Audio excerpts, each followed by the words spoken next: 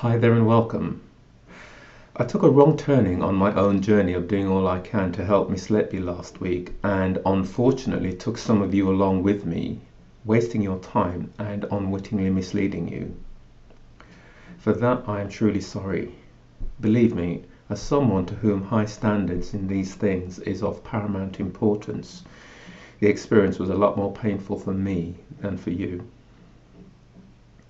I must also take the opportunity to give a shout out to the subscriber who first indicated that the Right Johnson KC was associated with a different set of chambers, and the other subscriber who also raised an identity query. You know who you are. I will not mention your names in case there comes a point in the future when you might find it necessary to distance yourselves from the campaign. Regrettable though it was, the mistake was an honest one. And, as is evident, I'm not going to be dying in a ditch over it anytime soon. In the deeply troubling state of acute information poverty that the authorities have left us about so much related to the case, I got excited and took the difficulty involved in getting an image of a Nicholas Johnson KC, as evidence that the one definite hit I later got in my non-Google search had to be the Letby Johnson KC. That initial mistake was then amplified by a pretty huge coincidence when further research on my Johnson KC showed him to be a work colleague of Benjamin Myers KC at some place called Exchange Chambers up north. Now, while Johnson is a common surname and Nick almost equally so as a Christian name, there are fewer than 2,000 King's Councils in the whole country. The 40-odd clubs comprising the top two divisions of professional football in England probably have a similar number of playing staff on their books. With festering thoughts of collusion as an explanation for the irregularities, anomalies, and apparent mismanagement of Miss Letby's case, I wouldn't have been human if confirmation bias had not stealthily kicked in at that point, mortifying as that is to admit. We live and learn. For those unaware of what the actual infamous Johnson KC looks like, check the new thumbnail on my video of 4 weeks ago, a boot stamping on a human face forever, and a shameful and sadistic act of sexual violence. In researching the wrong Johnson KC a week ago, I came across a photo of Benjamin Myers visible in the thumbnail of this video, and immediately had a sense of cognitive dissonance at the sight of his haunted, obviously troubled look. It wasn't the look of a man happily selling his client down the river. I reconciled those reservations with my then belief that he was actively in collusion with Johnson and Goss by concluding that he was simply showing the effects of a belatedly guilty conscience. That is how confirmation bias operates. Now, however, though there remain aspects of his trial strategy and tactics which will continue to mystify me until he speaks on them, which is most likely never, rationality no longer permits me to entertain the belief that he was in collusion with Johnson, Goss, or anyone else, or otherwise compromised in personal or professional integrity in relation to Miss Letby.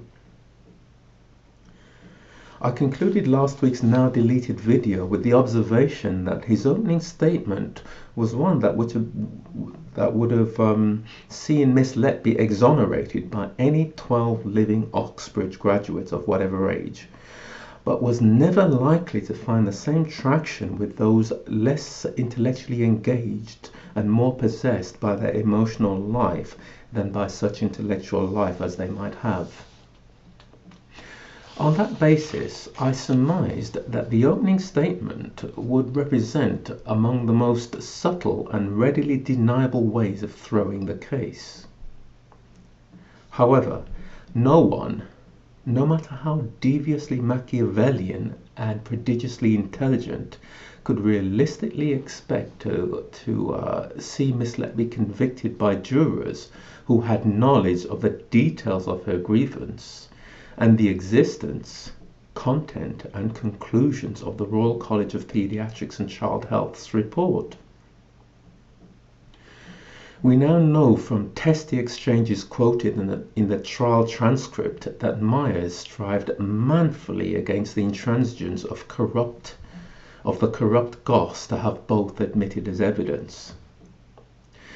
The bar for a defense barrister to see his or her client exonerated is quite a low one when you think about it. A reasonable doubt. Could the idea of a killer, having been discovered but set to evade legal sanction, then inviting a further review of their killing spree, strike jurors as counterintuitive? If this so-called killer has been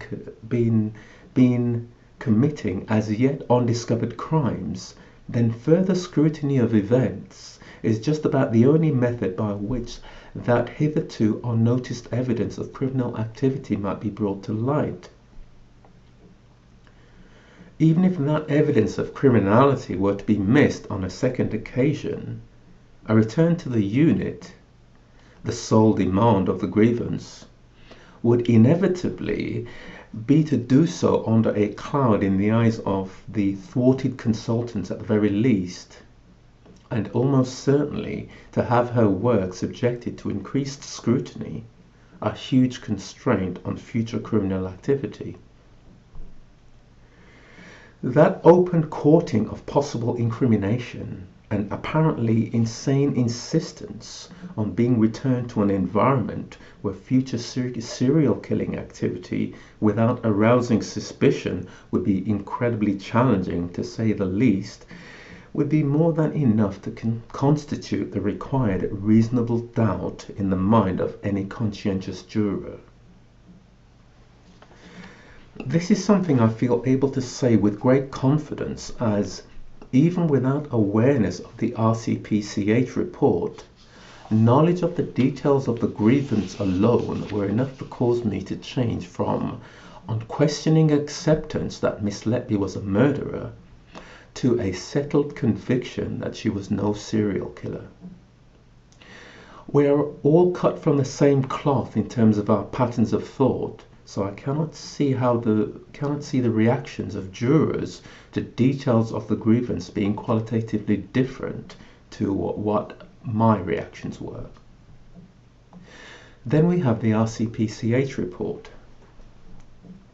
Given the wholly circumstantial nature of the prosecution case, the findings of this report, including the words of support for Miss Letby from the rest of the nursing team, amounted to the silver bullet to shoot the case down in the mind of any rational person.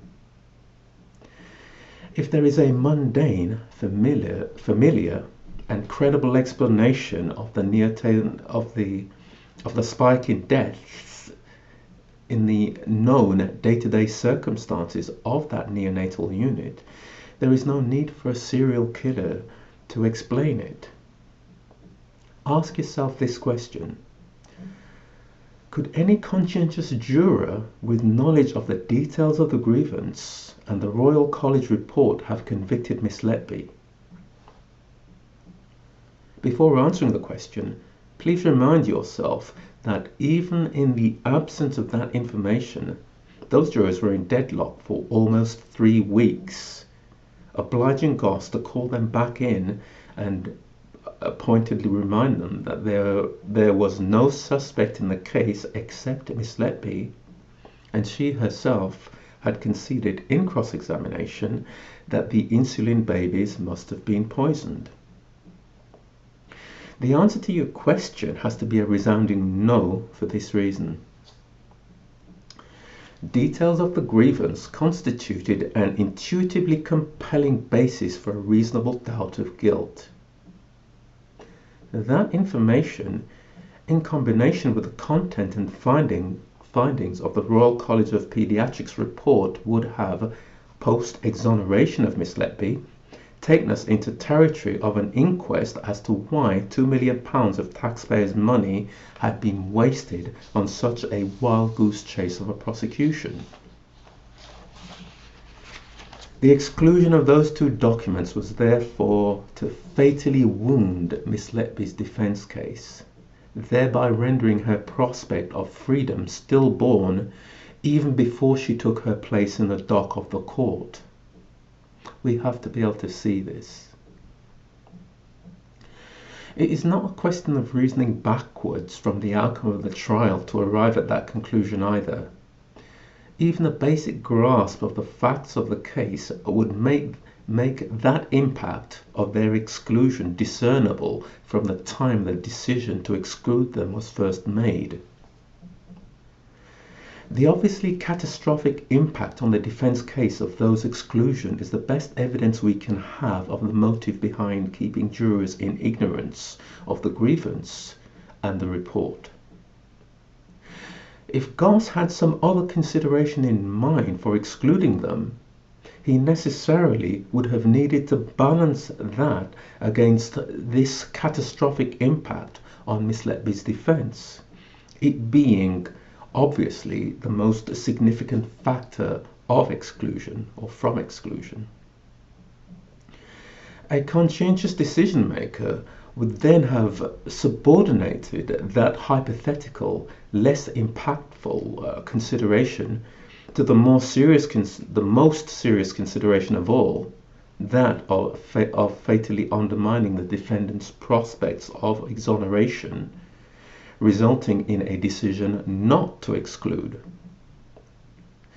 Logically then, the only consideration capable of trumping the allegedly sacrosanct right of a defendant to at least have a realistic chance of freedom, i.e. a fair trial, is an extrajudicial one whereby, irrespective of the actual facts of the case, external considerations require and dictate that only one outcome is acceptable: conviction. The Birmingham 6 and the Guildford 4 are the most obvious examples within living memory to spring to mind.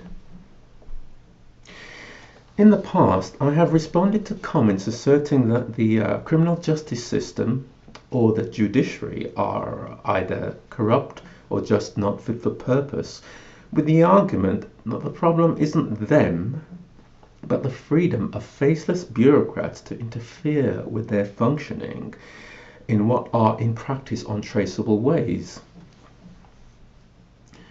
I'm having second thoughts about that position now in relation to the judiciary because of the behind closed doors, unreported, unrecorded horse trading at the beginning of trials. Subsequent events suggest that it was in the pre-trial discussions where Goss first made clear his intention to rule details of the grievance and the two external reports inadmissible.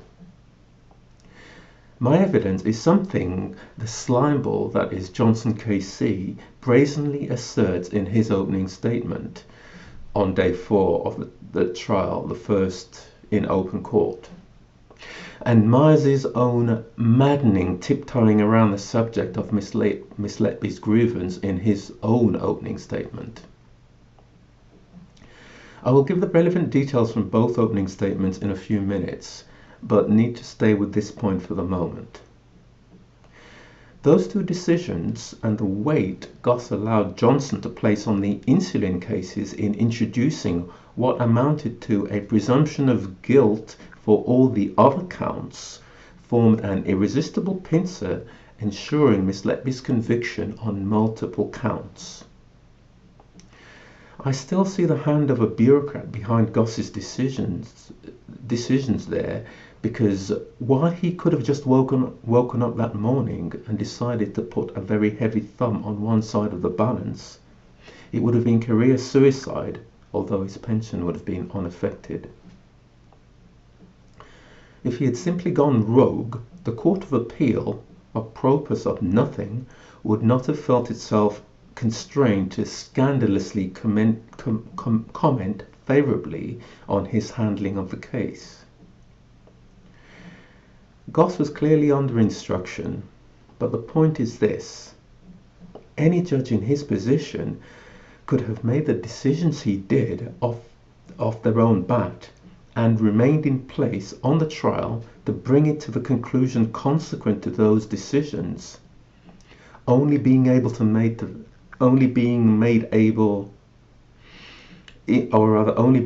to feel the career pain subsequently in ways the public would never get to hear of. That someone needs to have dictatorial powers over a procedure, such as a trial, as the best way to get things done is one thing. But the undocumented horse trading and the fact that even a wronged legal counsel has no means of appeal and is moreover bound by a mafia like omerta goes beyond legitimate dictatorial power into purely arbitrary power there to be abused without consequence.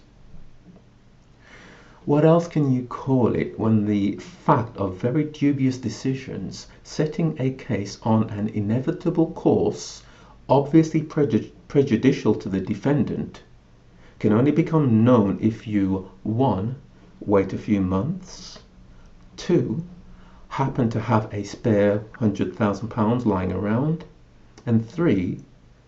Then have the time and are switched on enough to read between the lines of the open court exchanges in order to work out that such decisions have in fact been made. Outside of life and death medical circumstances, no human being should still have such complete power over the life or fate of another. It isn't enough or an argument to say that, well, judges are highly qualified and experienced, so we just have to trust them. They are still flawed and fallible human beings, so those qualifications and that experience will more naturally gravitate to the service of their own interests than any purely professional or societal consideration. We no longer live in ethnically and culturally homogeneous societies where it was safe enough to trust our elders. Even within the same ethnic group in the same modern nation state, individual identity is comprised of varied and numerous sub-identities, some of which have no more affinity to the light of day than Count Dracula. The Countess of Chester NHS Trust might not be populated by medical professionals, but in directing the activities of medical professionals, they are certainly conversant with the field. I understand that Tony Chambers was previously a medical professional, and I am sure he wasn't the only one on his team with such experience. That trust identified the RTPCH report and that by Horden as representing the soundest information basis from which Cheshire Police could make its decision whether or not to come into the hospital. How then can those documents be ruled irrelevant to an entirely circumstantial case arising out of that investigation? Especially when, without unauthorized further input from Ravi Jairam, an interested party, Cheshire Police would not have entered the hospital at all. How can such documents not be relevant to the defense of someone subsequently accused? In excluding those documents, and the grievance which obviously evidences the presence of a personal motivation against Miss Letby by the same Jairam, Goss shows himself to be as bent as the proverbial 9-bob note. I really can't understand why people are pussyfooting around this question. On the facts, it is as plain as day. Further, and for the record, in addition to whatever indiscretion someone was able to leverage against him to make him take this judicial assassination, He is an evil old man for the fact of being able to spend 10 months looking at a person on whom he was performing that surreptitious, extra-legal judicial execution. Was Johnson KC in on it with Goss?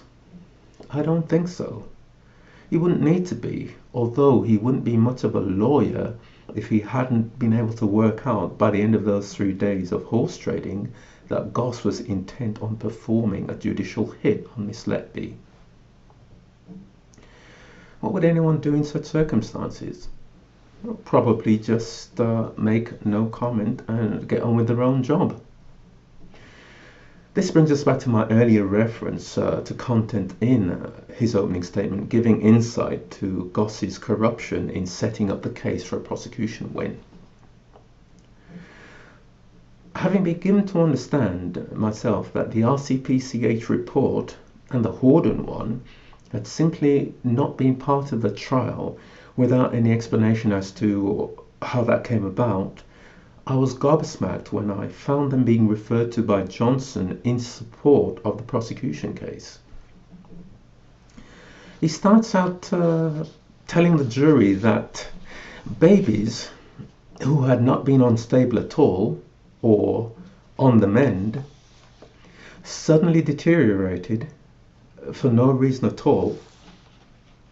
He then tells them that quote, hospital consultants noted there was one common denominator, the presence of neonatal nurse Lucy Letby. Then, dramatically, a poisoner was at work. Now comes that totally unexpected reference to the autumn 2016 reports in the context of the mother of all whoppers. I quote, police were then called in and commissioned a painstaking review by experienced doctors with no connection to the Countess of Chester Hospital. The review concluded that 2 children were poisoned with insulin, end quote. This series of intertwined lies had me scratching my head. Surely he was setting himself up for the mother of all credibility crises when Ben Myers set the record straight on this misinformation. But not if he already had knowledge that he had a free hit because Ben Myers had been gagged by the judge in relation to those facts in chambers the previous day, or in chamber, I can't remember the correct phrasing. And that is the only state of affairs in which Johnson's huge lie about the origin and the findings of those 2016 reviews can make sense. Sure enough, in his own opening statement, Myers studiously avoids challenging Johnson's outright lies or indeed making any mention of the reports himself. In relation to these primary documents for the construction of Miss Letby's defense, he limits himself to a couple of lame references to, quote, a grievance against the NHS Trust. The man was clearly gagged. In helping himself to that free hit, Johnson KC gives us useful, if depressing, insight into his own lowness of character and why lawyers are so often despised. With rat-like cunning and a mendacity all his own, he jumps on the opportunity to use the fact that Myers cannot now speak to the jurors about the two reports to himself press them into service in support of the prosecution case as necessarily silent but still impressively authoritative props. That's what he's done in that quote I gave earlier. In that opportunistic repurposing through complete misrepresentation of those 2 reports denied to the defense, you have about as clear a measure of Johnson KC as a man, as a human being, as you could wish for. Note also the absence of rebuke or reprimand from Goss for the abuse of those reports to mislead the jury. And yes, for those of you familiar with the chronology of events in the witch hunt and framing of Miss Letby, you heard right. Johnson KC 1 told the jurors that police, who only decided to launch their investigation mid-May 2017, were the ones who initiated the Royal College report and the Horden review of the 17 deaths, both of which took place in autumn 2016, 6 months before the police started. And 2, that those reviews identified an insulin poisoner in the unit, whereas the reality is that insulin poisoning was first created and added to the witch hunt by Stephen Breary's lies in February of 2018. We're all probably aware of Goss's infamous direction to the jurors that if they found any malevolence, they were then not to worry too much about gaining a full understanding of how harm was inflicted in other cases. That direction was not an original formulation, appearing astonishingly to have been cribbed from the prosecution's opening statement. I quote from the report I read of the prosecution's opening statement. Quote, "The prosecution said if the jury could conclude Letby was responsible for the insulin poisoning, other fatal and non-fatal collapses in newborn children could have been due to sabotaging." End quote. I'll just leave you to chew on that yourselves. No comment to make on it. In closing, I had intended to say something about the content of Myers' own opening statement, but really, what is there to say when we know the man was gagged in relation to his best evidence? The exclusion of that vital evidence doesn't explain everything, but I think his haunted, prematurely aged look during the trial can be taken at face value as evidence of uncompromised commitment to defending his client. So that's what I had to say today. As usual, feel free to share your own thoughts and any information you think might be of interest in the comments section below. Again, as usual, thank you for watching, thank you for your time, and all the best.